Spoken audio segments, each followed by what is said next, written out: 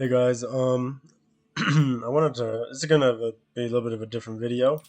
I'm working on a build order for hybrid maps. This is a match I played yesterday against Adil. We'd get pretty much stomped for a couple of reasons, but mostly primarily I'd say because of our age up timing was really bad because we were just on the fly build here. Sure, technically we were building a stronger economy. We had more eco than him by the time he hit age 2, but it doesn't matter with water. If you just lose your all your eco, if you lose water control militarily, it's pretty much over. So getting to H2 is really important in these matchups. I also do kind of a weird job in terms of finding the water. I get kind of lucky sending my villager up here. One weird thing was this huge shallow area. Like I've never you can see the rest of the map, the dock is right on, the shallow area is really small, and then for whatever reason, my side of the map, I had two really big shallow inlets, which I'm not sure if it's really a benefit or a negative, but I think it's overall a net negative because gather time is really reduced. Like you have to travel out to these deep sea fish, which are really long travel time, versus his travel time is right here to a deep sea fish. And typically, in worst case, if your deep sea fish is really far, shore fish is supposed to be really close. So my shore fish collection is going to be really small, or really slow because of my villager travel and my dog travel. I wasn't sure. I'm not sure if it's equal amount of resources or not because of the travel time. It's probably still would have been better to go for deep water fish, but either way, kind of a weird thing on this map here. So one thing apart from all this is the possibility of trading on this map is actually really nice because of this trade post down here. So I'm curious, you know I'll have to check out the timings on a different video. We might just review it slightly. Going for an aggressive build because everyone goes for water. You might be able to like really hamper them by going aggressive. So just something that I kind of wanted to check out. We'll look into later. England gets a really nice spawn here because it gets two safe tree lines. Um, the main point here, we just speed up a little bit. Is I'm just kind of doing whatever with my build order, sending all my villages into wood. I only got a couple of villages and sheep, and at the end of the day, I'm trying to boom too much instead of spending on double docks. And at this point, our opponent is already looking to age up. He has almost enough resources to age up, and we are not close. We're really far from aging up. And we have a stronger eco than him, and we're catching up to him. We're going to have a stronger eco than him because we have double dock and he doesn't. But it's a really small map, and he's getting a second dock up, and he's getting the H2 timing, which is more important. One thing to note, he does pull 7 villagers to get this tapped up faster, and I know that there's an improvement to be made here in terms of build order. You shouldn't have to commit this many villagers early, and it's probably not worth to commit that many villagers early for timing. So I kind of think, from there, watching the replay, I knew there was room for improvement in this build. This is just kind of in general, this video is just kind of how I'm going to develop a build order and kind of what I look at when I develop build orders. And then if you guys see anything, feel free to comment. I'll take it into consideration. There should be a day or two to get this build order out. Unfortunately, time is the one thing I never have. Here we see his age up timing is 526, 527. So he gets a really good timing out, which is important. And he's got 2 docks out. So, and he's got his first galley on the way. And we have caught up in terms of eco counts, and we're surpassing him. But again, it doesn't matter because the H2 is not even ready to get tapped up. We have over collected gold by way too much wood, and we didn't have enough food to get us to H2. We're starting to tap up at 6 minutes after him, and we're tapping up with 4 villagers. That's also a really bad thing. We probably could have pulled um, half these villas on wood. We got 15. We only need 12 for double dock production, but it was pointless either way. This double dock production does me no good without H2. So from here, we basically lose this. One interesting thing I'd like to note is the timing. We're now at the 6-minute timing. So if we go with Keshik Rush, if we go with Manga Direct, if we go with Keshik Rush, we're basically able to shut down this wood income. So this is one thing that I'm just looking, in terms of my build order, in terms of possibilities. You'd be able to shut down gold. You can shut down these because they're super invested on water. So that's one interesting thing on hybrid maps. There is a lot of little things you can do. So going just straight raw boom, like trade boom. After I ran the numbers, um, on my other builder, you're getting almost like 50% more resources going underwater by just the 10-minute mark. So it's a huge difference between water boom and land boom, even trade boom. But it's trade boom with aggression. So technically, his water wouldn't be as good because he wouldn't have been able to as easily go up to water. But he would always have a slight advantage there. So that's definitely one thing that I was looking at. It's interesting, the possibilities. So, but that's just kind of the basic gist of this. We finally commit a bunch of villagers to deer stones because we realized, hey, we're not going to have any ships by the time we get up aged. So this is just kind of on the fly stuff we were doing, and it's definitely not working out. And he's got his first polk out too, so this is going to get really bad really quick. And we're finally aging up here at um, 640, so almost a little bit over a minute later, and you can see what just a minute of difference in terms of aging up on water on a really close, like, small water pond like Boulder Blade. What the difference is when you do this. Like, it's a really big difference in terms of like your eco. So like, you can get completely stagnated. So one thing I wanted to see is when he goes for a military building. I know he's got the council hall. That's his Egypt thing, which is interesting for like versus English opponents. Um, to know that, I guess. But he can drop his. He's still building military ships. This is idle, so he's looking to drop a military infrastructure building here shortly. Because he's expecting me to go on land, I'm sure. He's floating a lot of wood. And that's another thing, like, our opponent wasn't like the absolute like best player ever, so it's not like this was an unwinnable match. This was really a build order thing. On these maps, it's super important build order. Like, it's just such a small water map. You can lose water very easily if you get ships up a minute late. Like, you're in a world of hurt. So we have long distance wood chopping here going on, so that's also bad. But let's see when he transitions to military.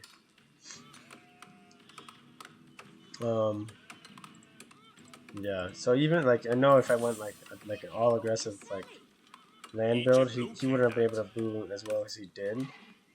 So again, that's another thing that's interesting. It might be worth it doing. Just denying their gold with like a tower rush.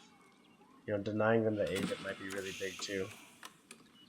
Just things to kind of like, I'm just kind of pondering over when I look at these kind of matchups for hybrid maps. It's just it's interesting because it's feasible. The big thing is like you have on this. The big thing is the wood line. If you can like shut down their wood or their gold in time, you'll be good. So he doesn't build a barracks till 9.5 minutes. So that's pretty much all I really wanted to see from this match. And that's kind of what I did. And I checked that all out, and then I hop in to a skirmish match, and I run a 2 minute and 2 second test, or 2 minute, 10 minute test. And so here, this is again not the official build order. There's a lot that I'm looking at in this that I've already seen. That there's a lot of improvement, but this is kind of how I make my build orders, just so you guys can kind of see a little bit of the thinking process behind it. So all 5 villages at the start. Tree. HTC is producing immediately. Sent the con over straight across. Found the water. Sending my villager across. And this is a much better spawn than the previous map. There's the big shores over here at the narrow spot. Again, there's one on my side and one on his side. Those are kind of annoying to reduct there. But the big plus is, oh, my fish disappeared. I had a fish here, so I don't know. That disappeared. But I was gonna say I have a really good spawn there, but I still have a really good spawn here because I've got a really close deep sea fish. This is like the same distance that it was in that last match, but a lot closer. My first village is being produced. I'm putting on to food. I'm gonna go up to 3. One thing I did mess up, I forgot to show you, was if you do have a far straggler tree like this, drop your gur nearby. I missed my first turn in and probably a few seconds of time because of this. And then I also have a long walk for the straggler tree as well. It's important that you start chopping on a straggler tree immediately to get the timing for a dock up. But then afterwards, it's up to you if you want to keep going for straggler trees or if you want to go here. If you do go for a straggler tree, that's fine. Just make sure you move your gur with you as well. Hotkey my dock. Hotkey this villager as well, just in case on a separate hotkey and just running around with my con. I do recommend after you scout your water, this edge here, just cut straight up north to this area. Try to find his scout. Just be careful because there's always a little bit of a mountain here. If you run on his side of the mountain, there's a chance that you run into him, but there's also a chance that he went aggressive and went straight up and over. If he does that, you're going to lose out on a lot of sheep. So it's almost always better to go on your side of the mountain when you go north. And then from here, this is where we're kind of modifying the build order.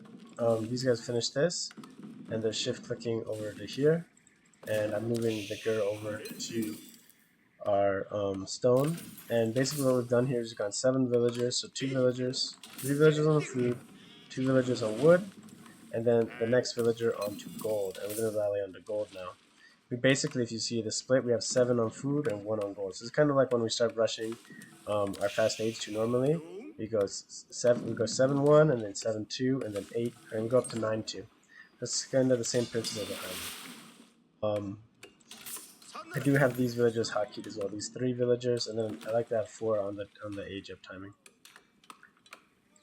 And then now I'm building 1 more villager here on the food, and this is kind of where there can be some variation in the build order. So it's not, from here, there's a lot of possibilities from here. And then from here, I'm always taking notes in a journal apart from this as well. But there's, I like to take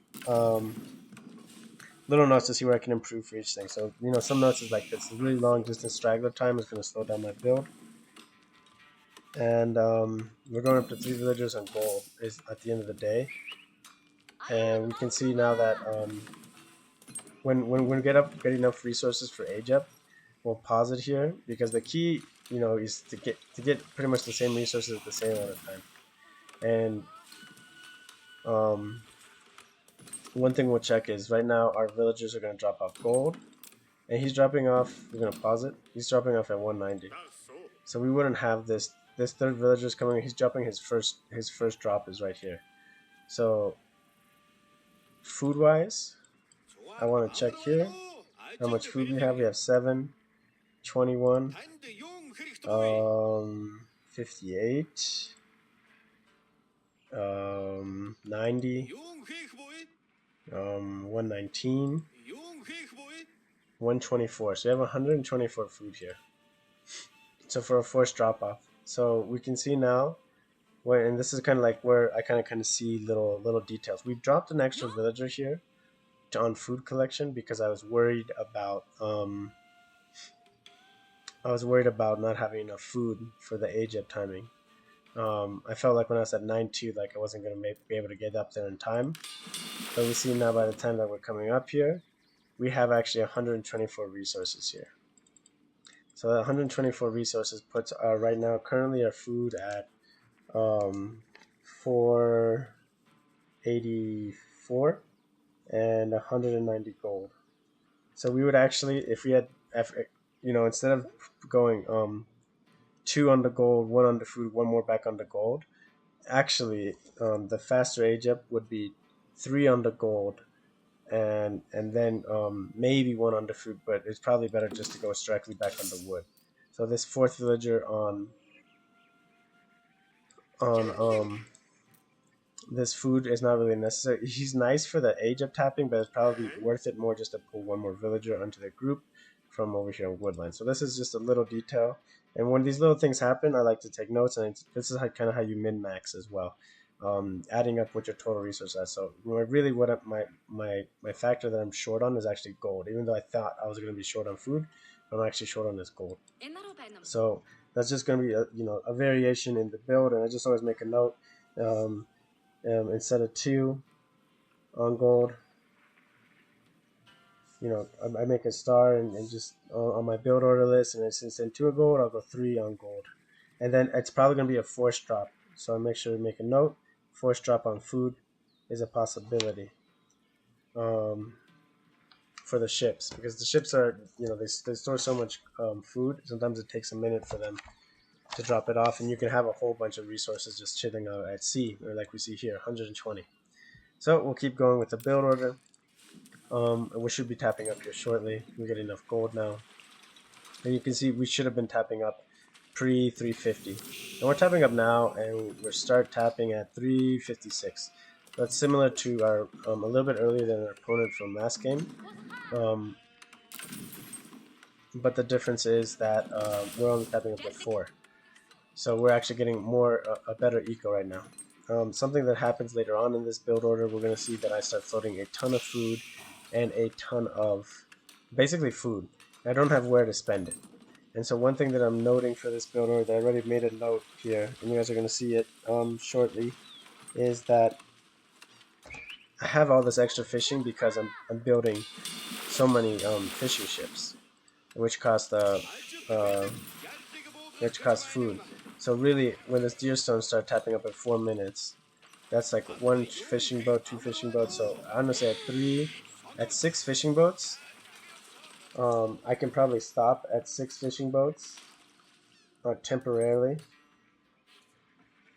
and build an uvu or a stable. I think I'd go stable first for the scouting, and then into an uvu. My reason being is if you go against your opponent, and there's a lot of things they could be doing. You don't know what they're doing and how they're reacting. And if you have information on where they're chopping wood, where their gold is at, if you can get a little bit of early raids in, and you can start spending some of those extra resources, because what you're going to be short on when you age up is wood. You're not going to be able to build a ton of units that are wood heavy, and you're going to wish you had like a stable up instead of like, so right now we're going to pause real quick. We aged up 531. This is a little bit faster, a little bit slower age up than our opponent's age up from last game. But it's comparable. It's like 6 seconds difference. There's, you know, that's a winnable. That's a match. And there's actually a lot of improvements and delays in our build. So we can probably get even faster timing here. And then the big thing is actually, you can see that we have our income per minute, 340 food per minute. But what are we spending food per minute wise? We're spending, you know, whatever, 150. So half of it on villagers. And the other half, we'd like to spend on light junks, but we don't have the wood. And that's where the real big issue is going to be, is wood. We don't have the wood to really crank out an army here. And shortly we're going to be floating a ton of food. And we got gold right now floating. We're going to spend some of these resources. The key upgrades that you always want to get is you want to get your double broad axe as soon as you can, as quick as possible. Something we did get already was forestry, and actually we did get it. We had extra resources floating around, and we should have gotten forestry like 20 seconds faster. So that's another little note I have, is possibly getting forestry even faster. And the earlier you get forestry, the better in terms of getting more production, because the earlier you get it, that's more is when it's more useful. When you've got these situations of 2 villagers chopping a tree, 1 villager chopping a tree, just a couple of villagers here and there. When you get more villagers, it kind of slows them down a little bit. So the earlier you get forestry, the better. But you always have to wait until you've used your gold on deer stones, just for timing purposes. And here we'll go and play again. So right now we could have 2 less, maybe 4 less, at least 2 less fishing ships, and we could have a stable up right now. And it would be huge, because right now we could have, with our current resources, we have another gur here, so we are looking for wheelbarrow. But with our current resources, we'd actually have a little bit more gold right now, because we would have had 1 more villager on gold instead of food, and we would have we could have at least a scout out with this 200 food. We got a lot more food in here, actually. We got another 100 food here. There's a lot of, we got way too much food at this point, because we don't have anywhere to spend it. So, and this is kind of where the key part with the stable is going to come into play with this build order, is because if you're scouting and you see your opponent's doing something, maybe he is making military buildings, or maybe he's not, but or you like your position and you want to risk a fast castle, you can go for fast castle at like 8 minutes. Um, which is, it's pretty expensive, but it's technically possible with this kind of build order because you're gonna have a ton of food floating. So you can do that, or if you're scouting with that early stable and those early that early scout, you can decide to just go aggro and do some raids here and there and go up to castle more safely. It's a lot less all in. Going for castle like that's a much more all in play. You would immediately go for armored hall if you do. And but I think rushing the castle is not the correct play. I think it's way too greedy because you're not getting a huge benefit from going to castle. You're not getting any specific ships or anything. Or maybe there's some civs that do. I think maybe French Ottoman get a special ship in castle, but I'm not 100% sure. I mean, maybe those are the only civs that a fast castle would actually be worth it, and a lot more possible. For some civs, because we get some bonus out of deer stones, but not some other civs get a much better eco bonus.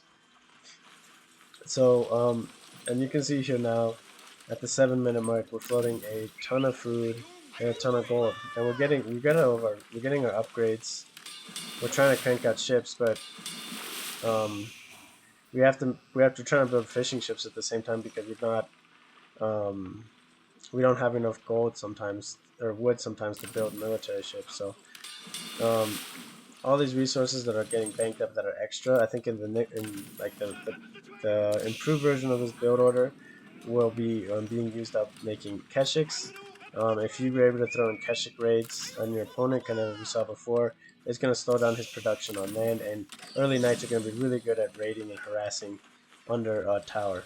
Another thing too that's a really big deal that can make it that can be really worth it for fighting is getting +1 damage and +1 defense from the blacksmith. There's a lot of burst arrows, 5 burst attacks, so you're potentially gaining 5 damage and potentially saving 5 damage with your upgrade. So sneaking in a blacksmith is also could also be a really good thing too.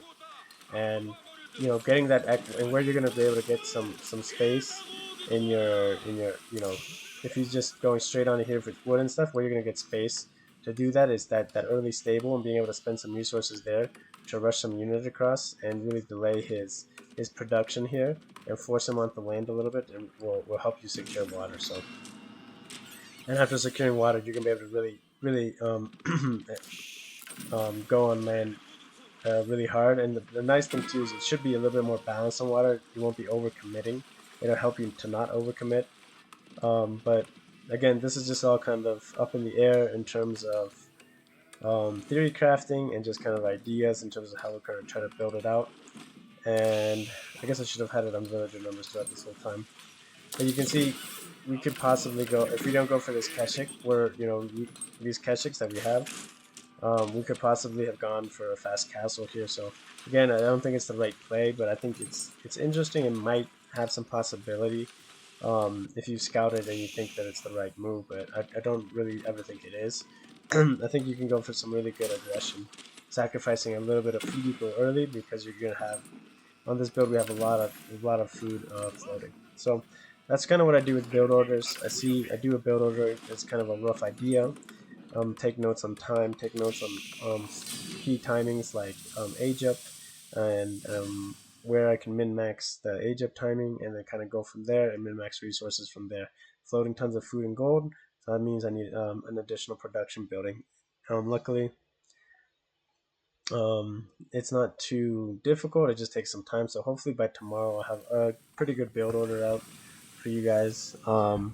And kind of try it out. There's a little bit of curious to just do all land against water, but I think you have to get it all right in terms of timing, or it could go really bad as well. So it's interesting. I think it's not a bad move, but it's definitely you still be on the back foot.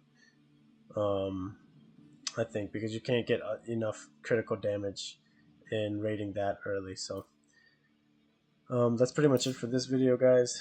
Thanks for watching, and I will see you hopefully tomorrow with a build order for hybrid dock openings, hybrid map dock openings.